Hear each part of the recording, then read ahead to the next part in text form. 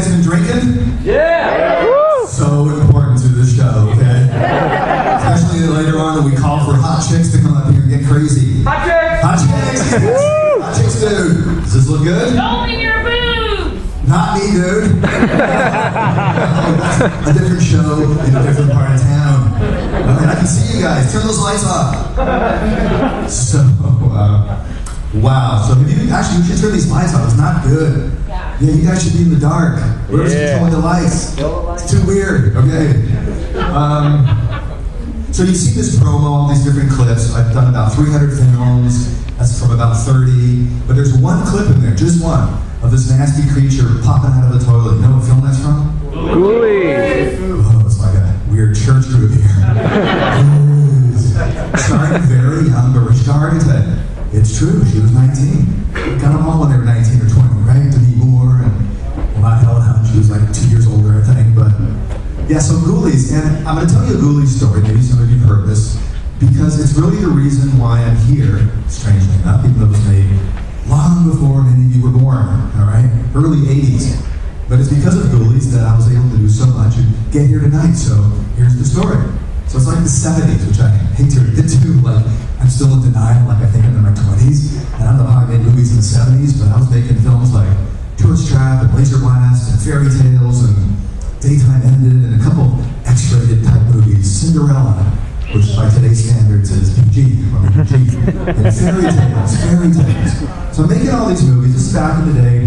No video, no internet, no pay-per-view and download and upload and VOD and no nothing. If you were a film buff, if you were into genre films, if you saw weird movies in the theater, or maybe late at night you're all cut up, there was no other way. Today you have like all these choices. So I'm making these films, and these were clearly B movies.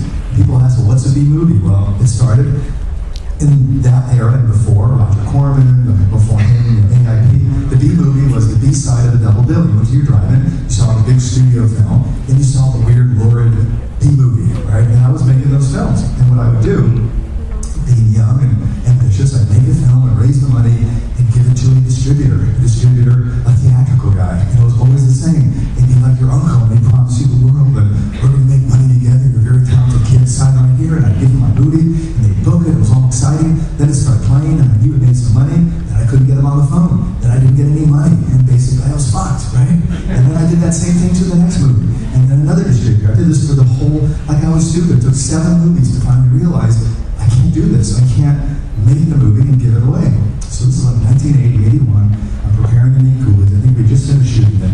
And good friend of mine, trailer guy, very well-known trailer guy, Gary Allen.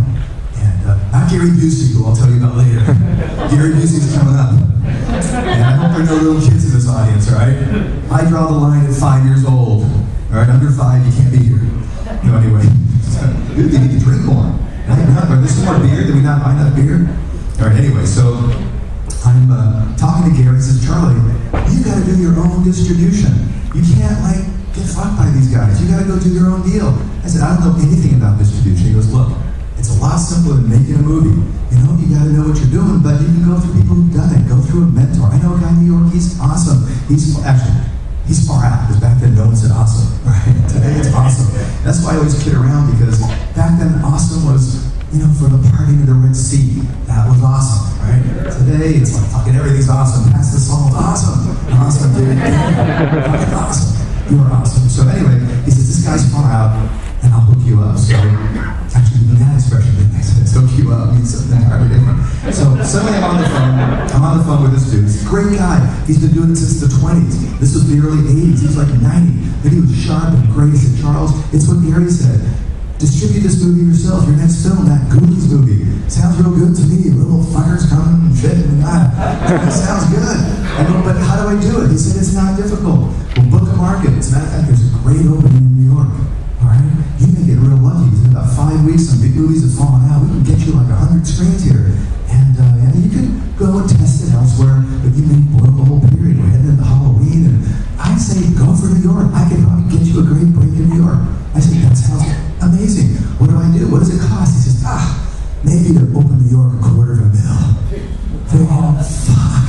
$250,000 today is a ton of dough. Back then it was insane. I said, I don't have that money. He goes, look, you're raising that kind of money to make your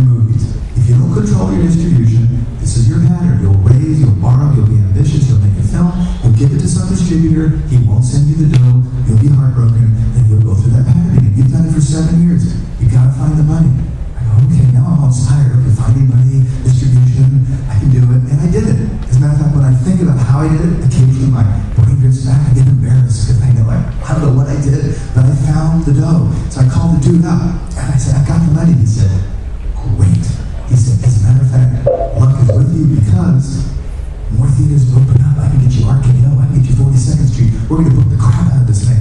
All you need to do is get yourself a good rating. We need like a rating so we can play this everywhere. This is a wide release. It's not 10 theaters. Maybe 100 theaters. I said, well, what does that mean exactly? He said, it means that if you do well, you can make $1 million, $1.2 million the first week. That's about $300,000 or $400,000 net. And we'll keep playing it in New York. Then we'll move the prints around the country.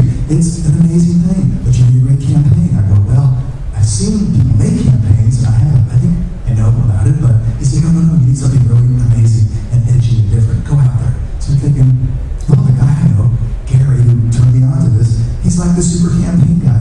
He did the campaign for Star Wars. He's like super talented dude. So I go to Gary. Gary's like this incredible weed head. I've never seen him without like these two joints. And they're different sort of varieties. Like, this is this, I don't know what it is, this is that. And he's like super creative guy. I go, Gary, what's going on? You know, I just thought of something. I digress. I had this cool idea before the roadshow. I have to say this. Because I made a movie called Evil Bomb, you know? And then King Bomb, dude, this is from King Bomb. And at the beginning of the show, it used to smoke. It was so awesome. I got all fucked up. We had other props that people stole and shit. We had this great thing I invented to kind of measure your applause. It was called the boner meter, okay? It was awesome. And it was on LED lights and it measured excitement. And it had these two huge red balls. And about 3 scenes ago, someone stole the ball. Our balls were stolen. They broke the boner meter. So I thought, wouldn't it be cool? I'm gonna get back to movies. Wouldn't it be cool to make like before the roadshow? This is my 18th city, like 3,000 joints and bring them out here and get it out free every night. It was so